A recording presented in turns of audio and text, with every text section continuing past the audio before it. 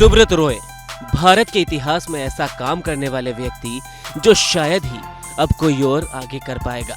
दरअसल बात 2004 की है, जब सहारा श्री सुब्रत रॉय अपने दोनों बेटों सुशांत रॉय और सीमंतो रॉय की शादी कर रहे थे।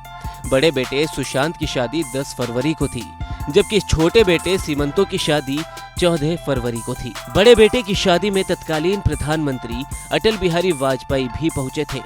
प्रधानमंत्री के अलावा हफ्ते भर चलने वाले इस शादी समारोह में राजनीति, उद्योग, खेल, मनोरंजन और मीडिया समेत कई क्षेत्रों की जानी मानी हस्तियां पहुंची थी। ऐसा आयोजन देश में केवल एक ही बार हुआ था और शायद दोबारा कोई कर भी ना सके। सुब्रत रॉय को आम जनता के पैसों के लुटेरे के रूप में देखा जाता है।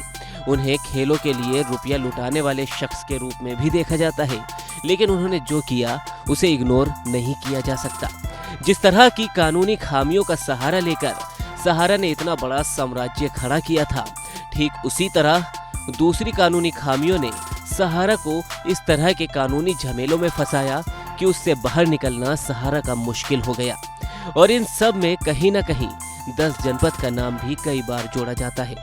10 जनपद से आप समझ ही गए होंगे कि यहाँ कांग्रेस आला कमान की बात की जा रही है। दरअसल एक वक्त था जब सहारा की पूरे देश में तूती बोलती थी, इतनी कि धीरू भाई अंबानी के उत्थान में उनका योगदान था। राय साहब का काम चिटफंड का था, लेकिन उनका दिल बहुत बड़ा था। खासकर नेताओं को चंदा देने के मामले में उन जैसा ना तो कोई हुआ है और शायद ही आगे भी कोई हो पाएगा।